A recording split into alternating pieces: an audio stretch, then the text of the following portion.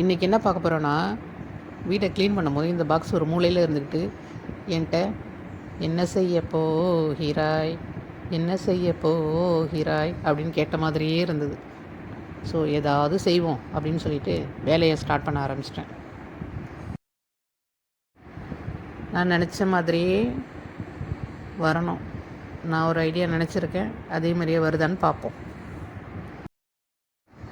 மேலே உள்ள மூடிய 4 பக்கமும் நான் கட் பண்ணிக்கிறேன். இந்த பாக்ஸ் ரொம்ப மொத்தமாக இருக்கிறதுனால கட் பண்ணுறது ரொம்ப சிரமமாக இருக்குது. போதும் நான் ஆயிடுச்சு இதை கட் பண்ணி முடிக்கிறதுக்குள்ளே. கை வலியே வந்துருச்சுன்னா பார்த்துக்கோங்க. அப்பாடா, ஒரு வழியாக கட் பண்ணி முடிச்சுட்டேன். இப்போ இதில் கலர்ஃபுல் ஸ்டிக்கர் ஒட்டிக்கலான்னு பார்த்தேன். கலர்ஃபுல்லாக இல்லை, இந்த டிசைனில் தான் என்கிட்ட இருக்குது. சரி, இதை ஒட்டிப்போமே அப்படின்னு சொல்லிட்டு ஒட்டிக்கிட்டேன். ஆகா, சொதப்பிடுச்சே. நான் நினச்சது ஒன்று, இது அமைஞ்சது ஒன்று. சரி, இதை இப்போ கரெக்ட் பண்ணி ஆகணும். என்ன பண்ணலாம்? ஓகே, ஒரு ஐடியா. என்கிட்ட இந்த எல்லோ கலரில் ஒரு துணிப்பை இருக்குது. இதை நான் இப்போ அந்த பாக்ஸில் வச்சு செட் பண்ணுறேன். பாக்ஸை இந்த பை உள்ளே வச்சு செட் பண்ணிக்கலாம். அவ்வளோதான், முடிஞ்சிச்சு. சின்ன பிள்ளைங்களுக்கு சில ட்ரெஸ்ஸு பத்தாமல் போயிடும், ஆனால் சூப்பராக இருக்கும். அது தூக்கி போட மனசு வராமல் ஏதாவது ஒரு ஃபங்க்ஷனுக்கு அந்த பிள்ளைக்கு அந்த ட்ரெஸ்ஸை போட்டு விட்டு அந்த பிள்ளையும் அந்த ட்ரெஸ்ஸையும் படாத பாடுபட்டு திணிச்சு விட்ருவோம். அந்த மாதிரி இந்த பாக்ஸையும் இந்த பேக்கையும் வச்சு ஒரு ரவுண்டு கட்டி ஒரு வழியாக செட் பண்ணிட்டேன்.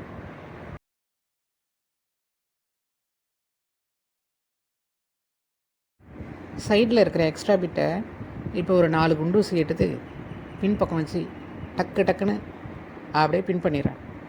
இதுதான் உங்கள் டக்கா அப்படின்னா, இது குண்டூசியாக இருக்கிறதுனால நான் பார்த்து கொஞ்சம் ஸ்லோவாக தான் செஞ்சிட்ருக்கேன்.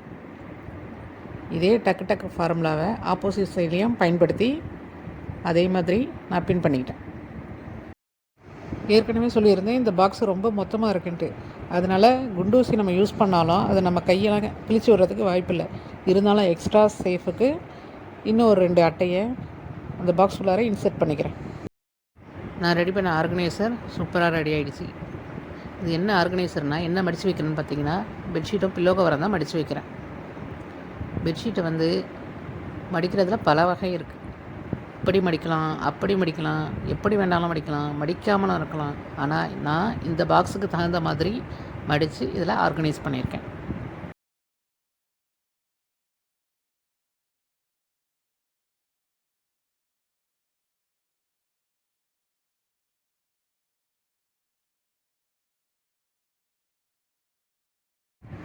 அப்படியே இந்த பாக்ஸை எடுத்து போய் கபோர்டில் எனக்கு தேவைப்படுற இடத்துல இதை செட் பண்ணிக்கிறேன்.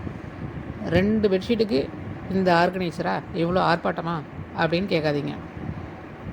2 பெட்ஷீட்டாக இருந்தாலும் எனக்கு தேவைப்படும் போது இதில் வச்சு நான் எடுத்து யூஸ் பண்ணிப்பேன். மற்ற பெட்ஷீட்லாம் தனியாக வச்சு அப்பப்போ தேவைப்படும் போது இந்த பாக்ஸில் வச்சு மாற்றி வச்சு யூஸ் பண்ணலான்னு ஒரு ஐடியாவில் இருக்கேன்.